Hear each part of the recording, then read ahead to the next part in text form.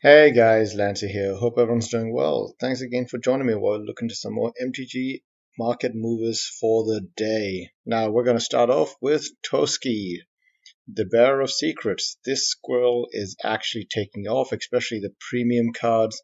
It is probably going to spike again, similar to what it did in July 5th when the previous Modern Horizon squirrels were announced. I'm 100% sure this card is going to continue moving up. It is actually pretty decent in a few different kinds of commander decks. The squirrel one is just pretty gimmicky and kind of cool to play, but you can probably find this guy in a lot of other green decks. And right now you can get him from TCG Player for $10.50. We'll have to see if his price continues to move up and follows the premium versions. Next is Secret Lairs, Hollowed Fountain. Moving up, obviously these were very underpriced, especially when you can see that the Dissension Hollowed Fountain is still $23.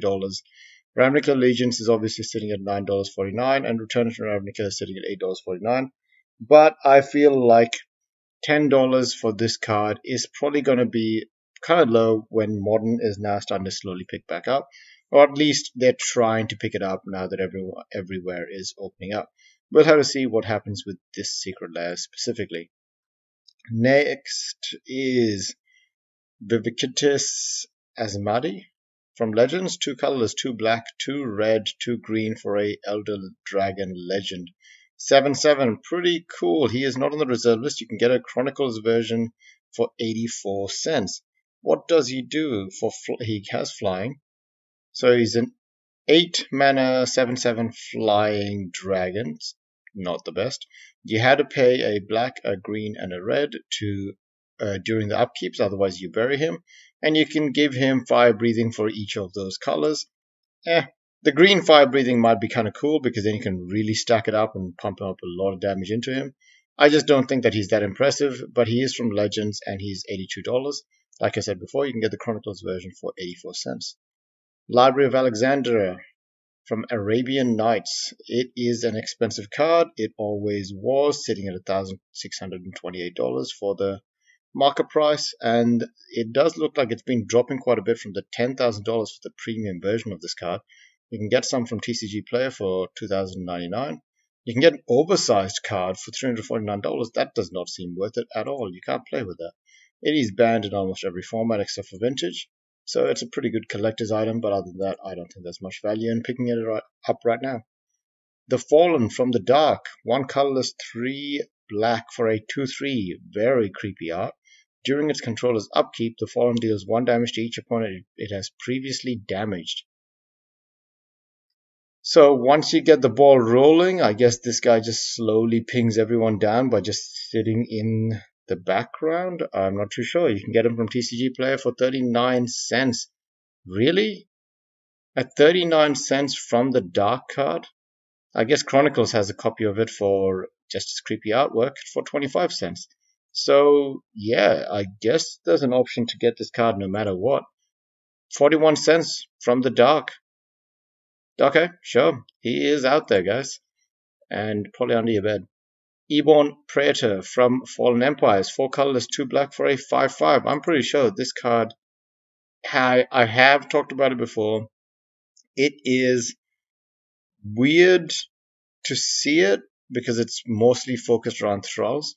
It is on the reserve list. It is now worth $2. It has taken a bit of a dump from when it was sitting at $5.55. So we'll have to see how this card goes. Since it's a reserve list card, does this mean there is actually a topping out? We'll have to find out. Rona's Monument from Game Night, 3 colorless for a legendary artifact, and it's a good card. It's worth $1.54 on TCG, but you can get a Amonkhet version of it for $1. It's a good card. I mean, an uncommon card that's worth $1 is obviously in high demand, mostly for Commander. Keep Watch from Plane Chase, 2 colorless, 1 blue for an instant. Draw a card for each attacking creature. That's not too bad because it actually doesn't say you're attacking creatures. Isn't this actually really good in Commander? Because then you can, like, if someone has 10 attacking creatures and they decide to swing it out to everyone and they got lots of tokens or something, you can use their cards against them to draw some cards. Judgment Copy is worth 63 cents. I actually like this card for more Commander decks. Dragonstorm. This card is Pretty insane if you have a lot of green in your deck, because you can ramp to it pretty easily. You can storm off on it, get maybe 2 or 3 dragons, and give them haste, win the game that way, as long as no one sends this back to your hand or something weird like that. There are a few different copies of it, which is why it's not as expensive. It's right now sitting at $2 on $1.58 on TCG. The other copies are worth a bit more. Johan from Legend, 3 colors, 1 black, 1 green, 1 white for a 5/4 Legend. If anyone's seen Game Nights, this is a fun. That was a fun skit on it. Chronicles is worth 48 cents. Right now, he is sitting at $32, and he's not on the reserve list, so it seems a bit expensive, but he's from Legends. Pendlehaven from Legends. I'm always confused when it comes to cards like this, because it is once again from Legends, but there are a lot of copies from it. There's one from Masters 25, there's a time-shifted one for $3.99. So this card has actually come out plenty of times. The most expensive copy is obviously from the Legends, and there's a Judge promo for $14. We'll have to see which one sticks around, because right now it looks like there's cheaper options. Wall of Tombstones from Legends, 1 colorless, 1 black for a 0/1+ wall. At the end of your upkeep, put a star. At the end of your upkeep, the star below is set to the number of creatures in your graveyard. Kind of cool. You can make this thing pretty big, and then you can maybe swing with it with its butt if you have the kind of cards that let you attack with walls. Right now, sitting at $2.99 at TCG Player. It's not on the reserve list. Next, Nelia's Colossus. We actually had this card come up a few times. You can clearly see why it has spiked up straight to the moon compared to where it was just a couple of days ago. It's right now still 92 cents on TCG Player. Let me just quickly check that in the background and see if that is actually the case. And Coat of Arms. Now, Coat of Arms did take a bit of a drop in the last couple of days, but you can see that its market price has been going up. I feel like it's a good card no matter what. A lot of other decks are going to be using it. There's a reason why it's been, even though printed so many times, still sitting at an average cost of $15 to $20. And back to the Colossus. Near mint is $8.25. Okay, TCG Player is way off. Sorry, the readings on MTG stock to TCG Player is way off. This card is expensive. Right now, it is expensive. While that is going on, let me just quickly bring up the dual lands on the background. Moving over to MTG Goldfish, we are going to see that Toski Barrow Secrets has moved up by 6% today. Paladin class from Forgotten Realms has moved up by 19%.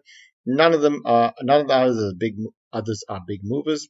Top losers are obviously all from Forgotten Realms, which means that they're not going to be easy to keep an eye on. The weekly changes, Shadow Spear, most likely because of Hammer Time deck from... Actually, is it in the Hammer Time deck? I'll have to go and confirm. But Toski is moved up by 9%, and Halva, God of Battle, actually he's a good card, moved up by 7%. The rest on the top losers are all from Forgotten Realms.